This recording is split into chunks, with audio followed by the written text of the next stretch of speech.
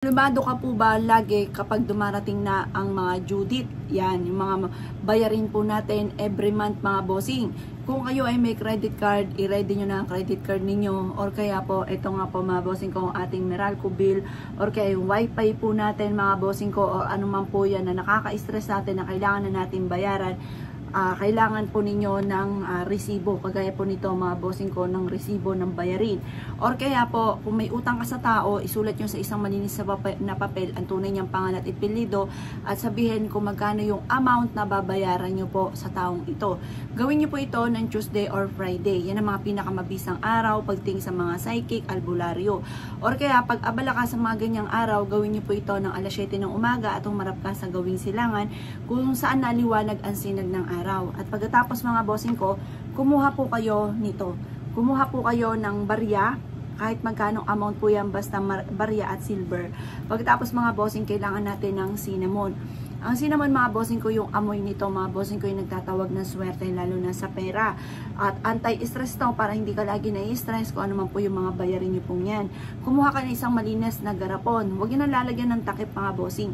Ilalagay nyo lamang po ito mga bossing ko sa gawing silangan o sa may bintana ninyo. Pwede po sa kwarto ninyo, pwede rin po mga bossing ko sa salas, or kung saan yung gusto siyang ilagay mga bossing, wala namang pinamimilian. Pero may proseso po ito ng paggawa. Ngayon po, hawakan nyo muna ito at sa pagtapos ay sabay ka magwi-wish.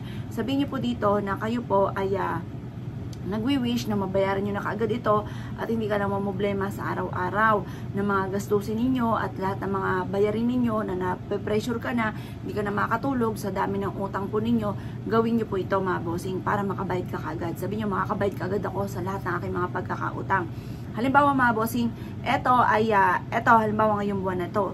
Ngayon, etong pag nabayaran nyo na to, ito yung gagamitin ninyo para sa kada buwan mga bossing ko, yung mga bayarin ninyo, hindi na yung darating na bills, hindi na kayo mamumblema pa para mabayaran nyo po kaagad yung sa susunod na bills. Ngayon, pag nabayaran nyo na ito mga bossing ko, ito ang gagamitin po ninyo na pang-attract ng swerte mga bossing ko para sa susunod na buwan, kung kailan nyo ito mapapanood, hindi ka na lagi na mamumblema tungkol sa usapin ng bayarin. Or kaya po yung credit card ninyo, pwede nyo po itong ipalaminate, tapos yun ang gamitin po ninyo dito mga bossing. At sabihin nyo, makakabayad ka agad ako sa aking mga pagkakautang. Kung may naniningil sa inyo, may mga utang ka sa mga Bombay, mga pa 5, 6 or ano man po yan mga bossing ko na inutangan po ninyo, mga lending, isulat nyo po dito yung pangalan ng lending, yung pangalan ng basta yung mga inutangan po ninyo, tunay na pangalan at apelyido, at sabihin nyo makakabayad ka kaagad at hindi ka na muli mangungutang pa. Or wala namang masama mangutang mga bossing ko, basta may pambayad ka palagi, ang lagi i-wish, magkakaroon ako ng maraming pera at makakabayad ka agad ako sa aking mga pagkakautang. Ganun lamang inyo pong gagawin. Kaya ako kinaniniwala, gawin nyo po ito ng puno-puno ng pagiging positibo at kayo pa mga bossing kayo ugalin ang mga salita ng mga magaganda. Matutulungan po kayo nito upang sa ganon hindi ka lagi namumblema tungkol sa usapin ng utang.